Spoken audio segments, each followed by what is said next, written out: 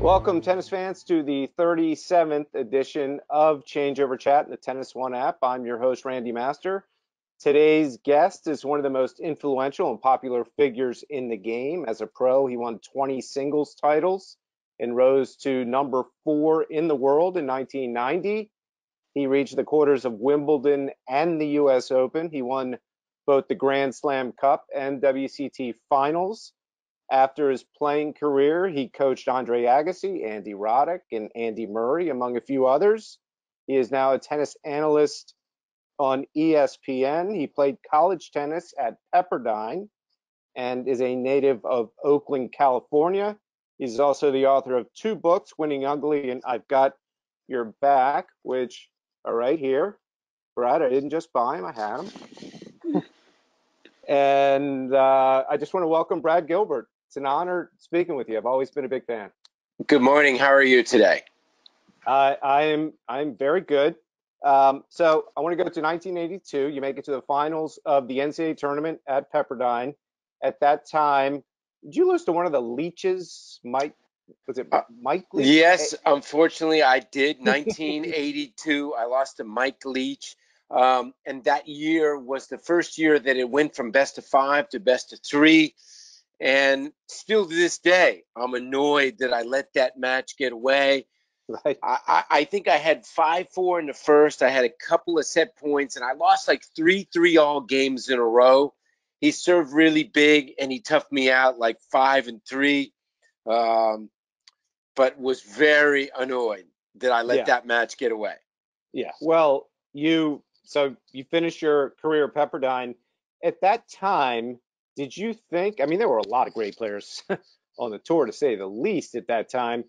Did you think you could make it on the tour? Did you kind of just go out there and see what happened, or did you really believe you could make a living playing pro tennis? Well, I had played 2 years previous at Foothill Junior College. And I felt like after Foothill, I was ready to turn pro. But my coach said, okay, you got to try. Tom Shivington said, you got to try, and win the NCAAs. So that's the reason why I went to Pepperdine. I only went to Pepperdine for 1 semester, but I was pretty confident. I had played in Asia in the fall in 1981 that I felt like, I had a good chance to make my goal was just to be able to be a productive pro and make a living. And I felt like at the end of 81, I could do that. So so at the end of 81, you feel like you could get into the pro game. Did you know at that time that the whole mantra of you winning ugly was going to carry you through all of these great wins? And you obviously, Brad, didn't win ugly all the time. You beat guys lower than you, probably pretty. But did you have a feeling that was going to be your strength, is driving guys crazy? I mean, my strength was competing and figuring out a way and understanding strengths and weaknesses. So I never really thought of it in terms of that. I just thought about finding ways to be successful for me. And I had done that from a young age. Even when I was like 11 or 12 and I was playing guys 5 years older than me at the park, I was always thinking about strategy.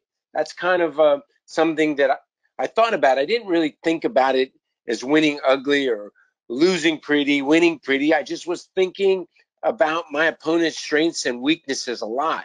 And I didn't really obsess like you see so many guys obsess over strokes and obsess over missing and a lot of the things that can bring your game down. But I was just more about my opponent's strengths and weaknesses. So you get on tour, you end up having a stellar career. You beat the likes of Sampras, Chang, Becker, Edberg, Courier, McEnroe, some guys you may have heard of, everybody's heard of, 6 Hall of Famers, without, would you say, a major weapon in that arsenal? And again, you talked about your mind and the way you could pick apart the strategic parts of the game. Did you have a what you would call a weapon out there?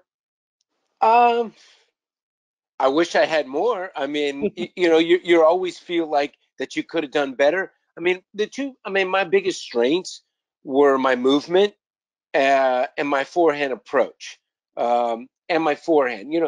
and understanding, my patterns of play and how I could be successful. The older you get, the better you used to be. And as you get older, you got to actually make changes in your game. I'm still at 59, thinking about when I go hit on the wall, what I need to do, or, about your game. That's kind of, what I love to do. But I wish I would have had more weapons, but is what it is. Yeah. Did you, when guys on tour, and I know, all guys on tour, I think there are a lot more rifts with guys on the tour back then than there are now. I mean, these guys they seem much more cordial than it was back in that era. So you obviously had some big rivalries.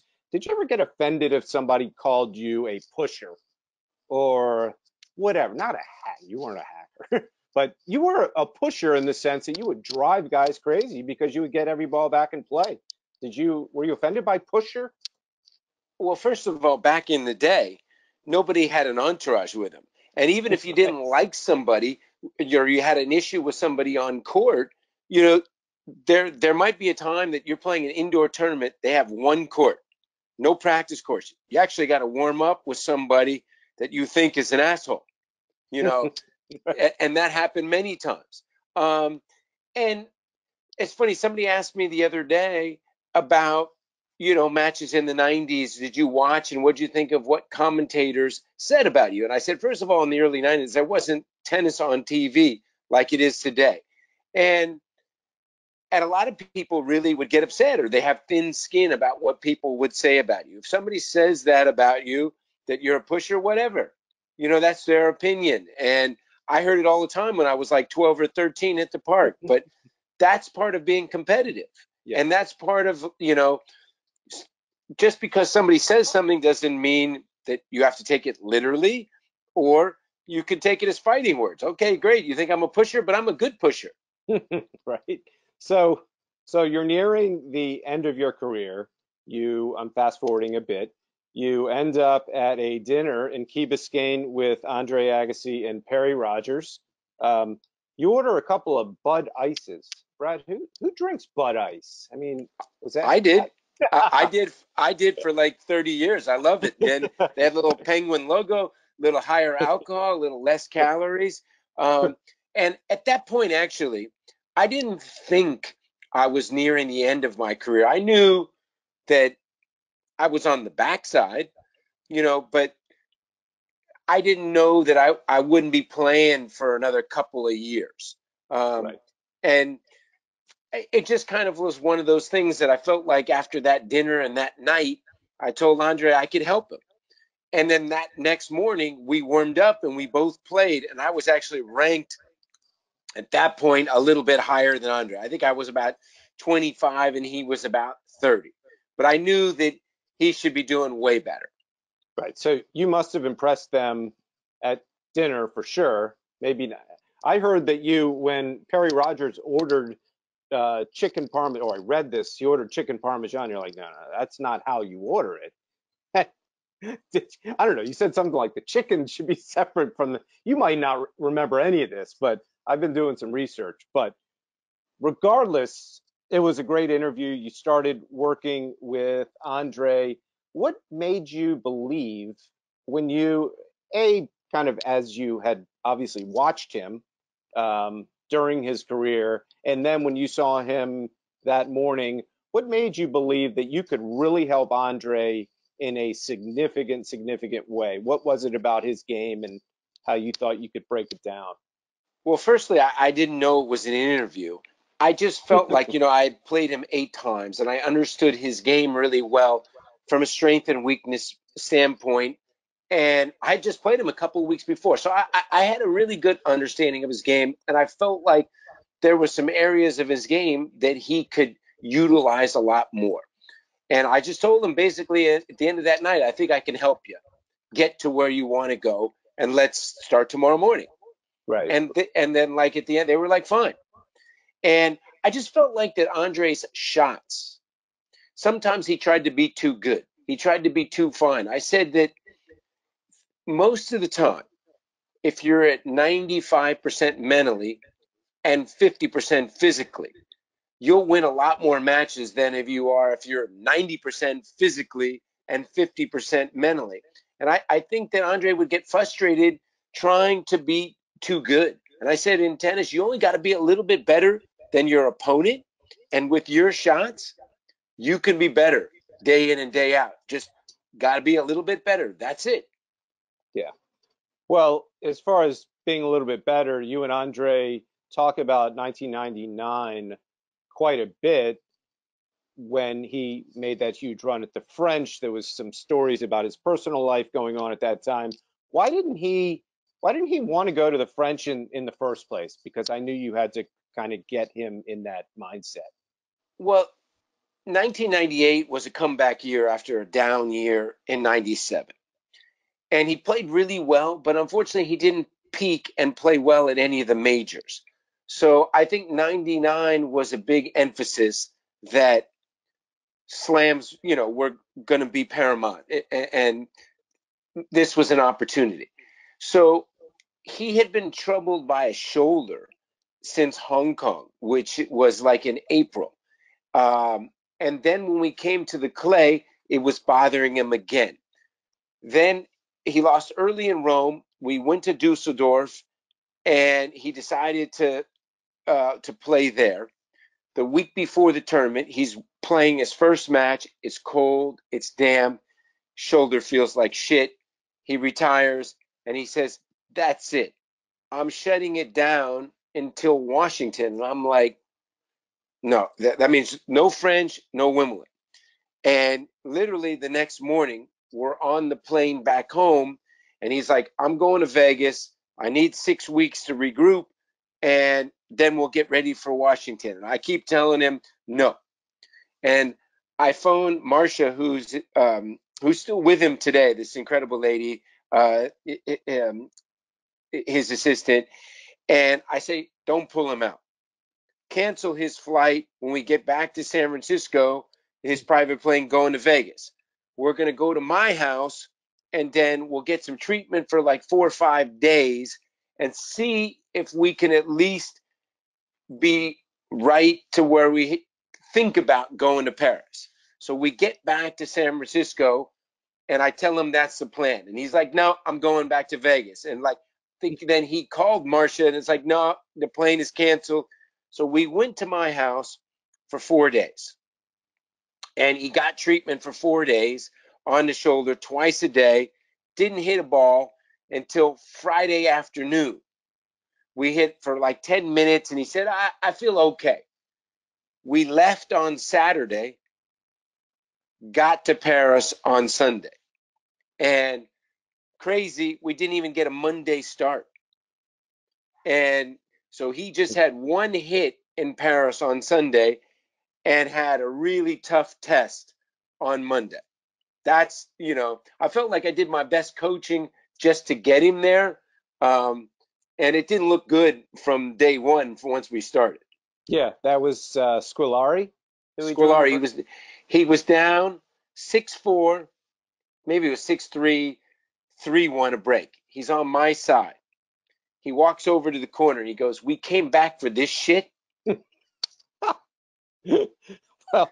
well, there wasn't much shit as the tournament went on. He beats Carlos Moya, the defending champion. He ends up in the finals, and I remember watching this on TV as a fan. He ends up playing Andre Medvedev in the finals. I'm like, okay, this is he's going to walk over this guy. This is a story that's been told many, many times. Me talking to you personally, I'd love to hear more about it. He goes down, and I was watching it, and I'm like, this can't be happening. He goes down 6-1 in the first set. Was there the rain delay after the first game of the The rain second set? delay, I think the rain delay came early in the second. I actually originally thought it came in the third, but I think it was like 6-1, 1-all, I believe. Okay. And he just was tight. Mhm. Medvedev had come in, no confidence either. Andre had basically talked him off the cliff. They had spoken at Monte Carlo, and they happened to see each other the Sunday afternoon. And Medvedev was actually thinking about quitting. at 25. And Andre basically talked him off the cliff. Now, fast forward 14 days later, he's not playing Mooster. He's not playing Kafelnikov.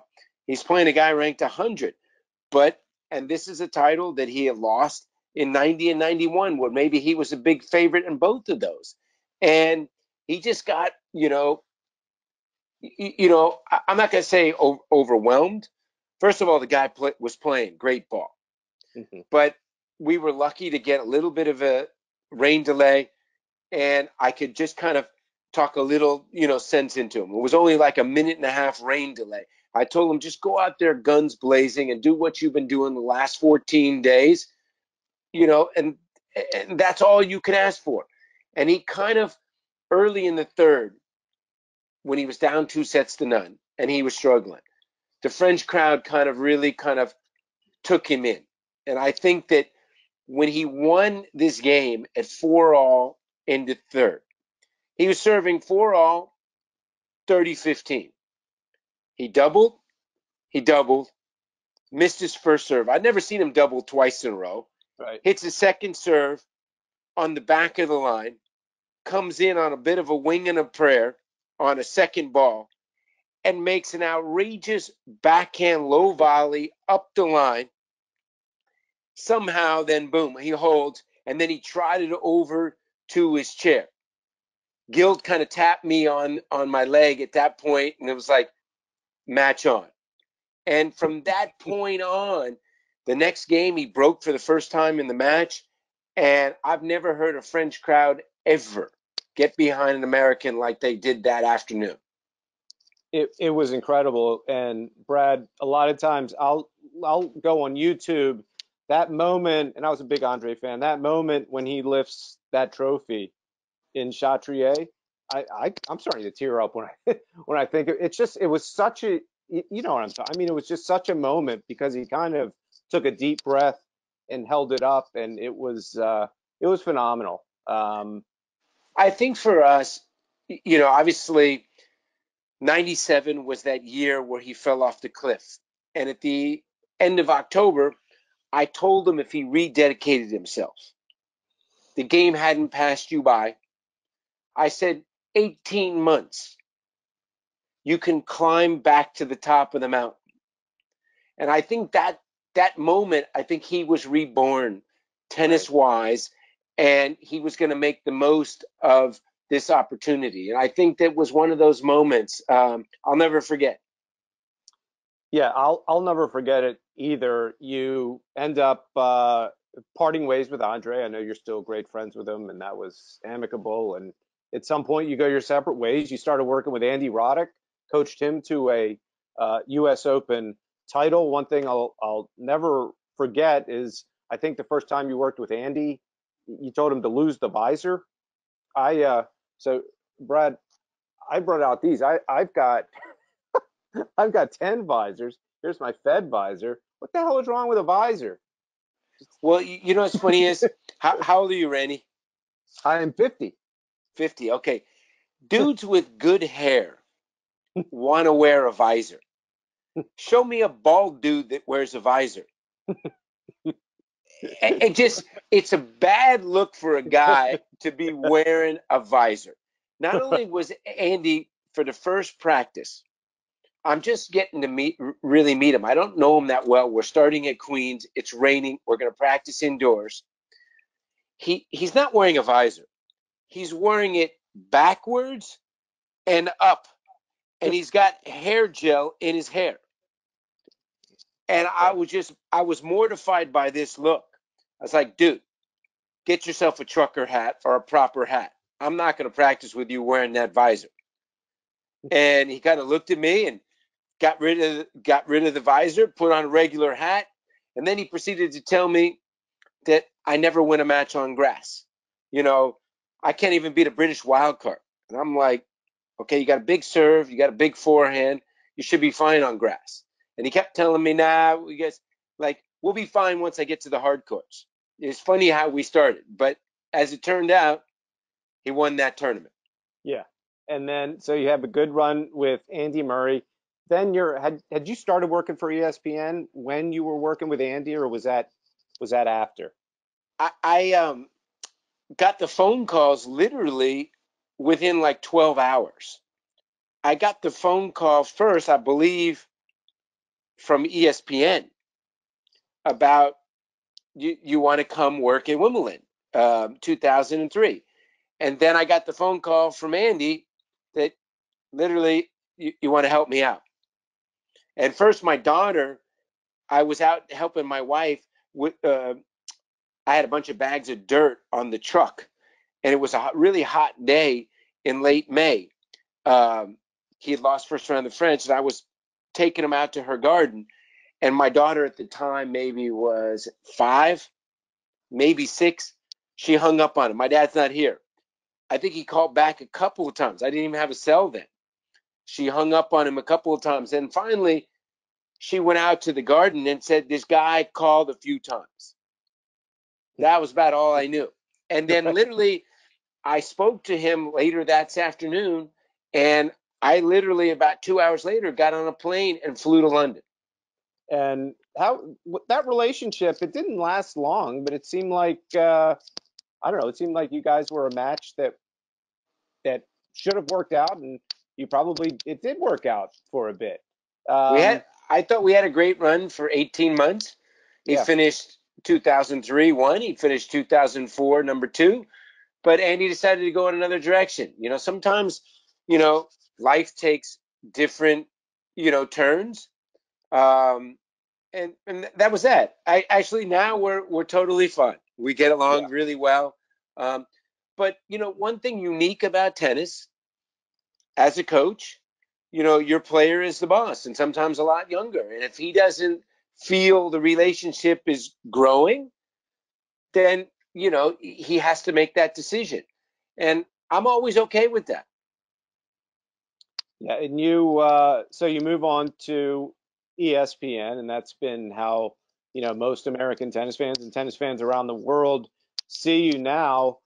You have a variety of roles. Sometimes you're in the booth, sometimes you're down on the court, sometimes you're wearing some weird hat in Australia. But for obvious reasons, you're interviewing players on court. You've got a great job. It seems like a team that's a lot of fun to work with. I interviewed Chris McKendry as well. She said lots of fun, very professional.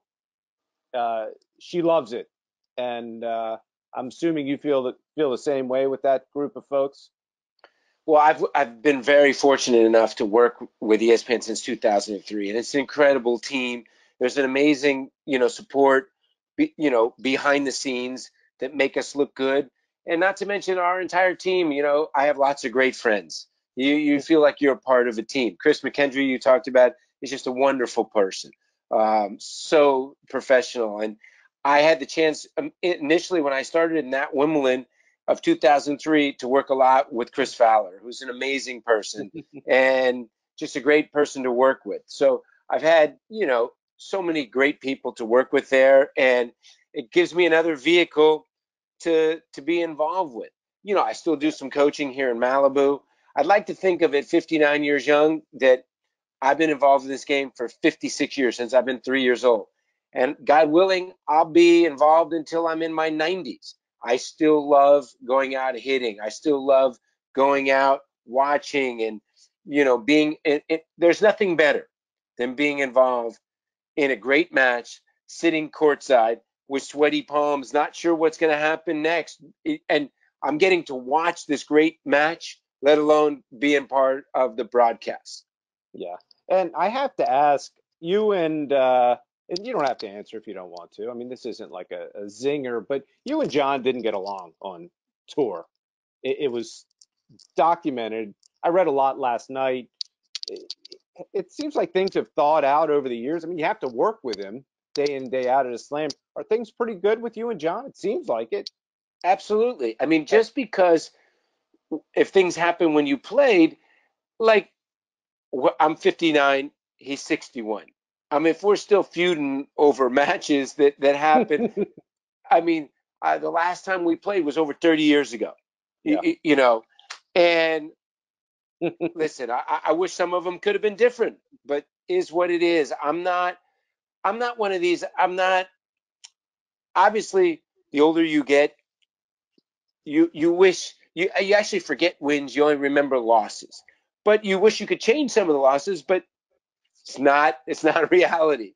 Right, right. And you know, when you're working with somebody, and if you're thinking back 30 years ago, then you probably shouldn't be part of the team. Well, that's great to hear because that's what it seems like when you guys are working together. I want to go quickly into nicknames because your nicknames that you have for players have become famous. I actually use a lot of them in my kind of daily interaction when I'm talking about players. I'll tell you my five favorites: FAO Schwartzman, Dickie Gasquet, Risk and Reward, Weekend at Bernie's, and the Sloan Ranger. I wanted to ask if you could give me a few of your favorites, and if there are any that players just completely said, Brad, you're not going to say that. Is there any controversy there? What's funny is people think that I have this support staff. Some names, there's a plethora, of things to work with. Some people don't, they figure, God, you're freaking old. I don't even know that. And I say, Google it, like Snake Pliskova. And a lot of young people have no idea. You know who Snake Plissken is? No. Snake Escape from Plissken? Kurt Russell, an Escape from New Oh, okay. York, and he had the Okay. snake tattoo. Right. It's kind of a play on her name. Right. Or Kerber baby. People don't remember. You don't remember the Gerber baby. You just some, or like now Sinner. There's a lot of people want me to do. I like Sin City. Some people will say they like other ones, and you know sometimes I've had people vote in and say, geez, can I vote in on it? And I like that one. I can I be that one? Yeah, I mean, sure. But I'd like to think of occasionally I make a change, but it's a fun thing I like to do. Yeah.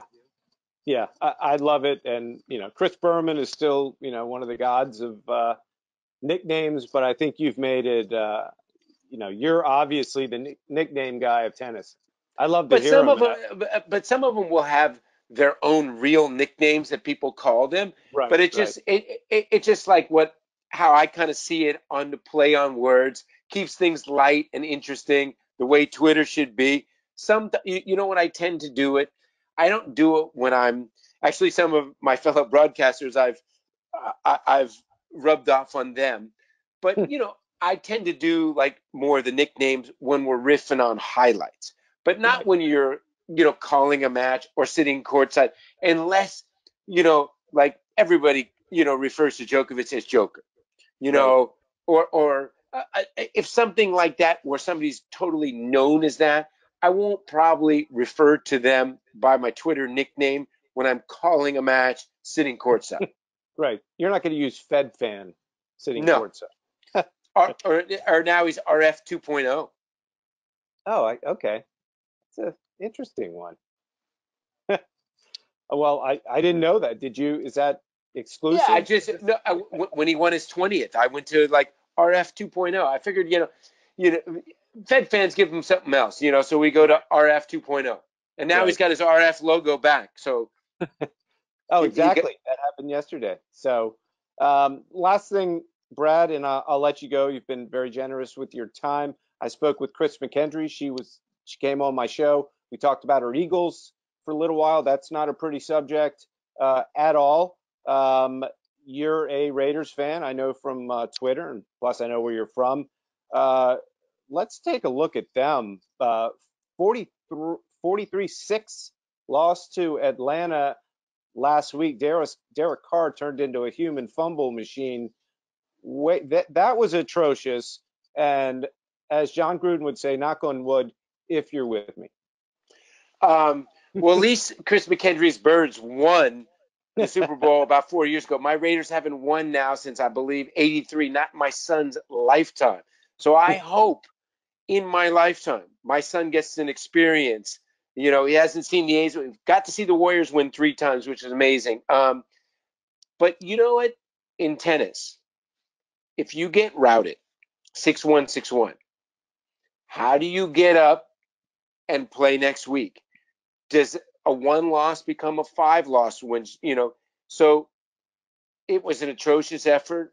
Um, and it wasn't just him. The whole team had a bad day. And what's Yeah. amazing is last year in the same game, they played the Jets, who had the same record, 3-7, and they got blitzed like 40-3.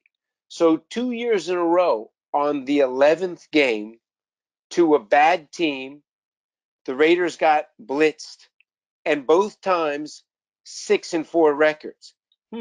So it kind of leads to the coaching staff or the players. It's like sometimes you play down to an opponent and you Yeah. take them for granted. And next thing you know, you might have a bad day and lose 6-2, 6-2. Yeah. But still, we're not an elite team. I think we're a good team, but we need to get better on defense before we're going to be in the conversation of an elite team. Yeah. Well, you have the Jets this weekend, so that I don't know if you knew that, but I they have. totally know that. I know Yeah. every one of our, but just like a tennis match and a football game, every match, every game, everything is different. Just because you won easy, a lot of tennis players make this mistake. You win easy, and you think tomorrow, because I won easy today, I'm gonna win.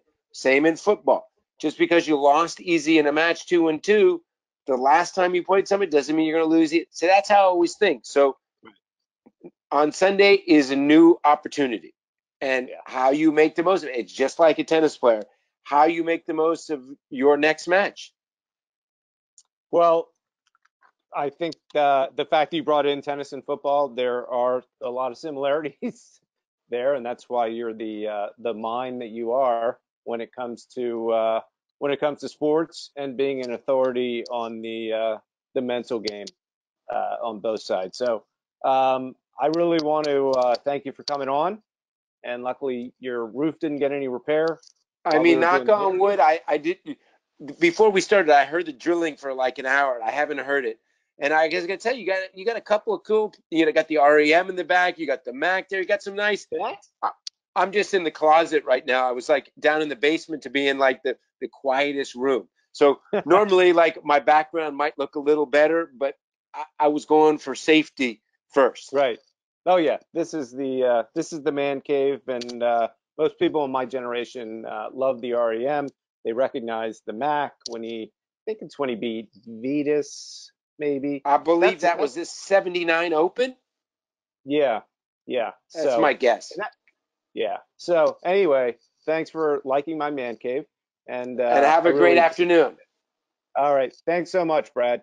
Take care, buddy.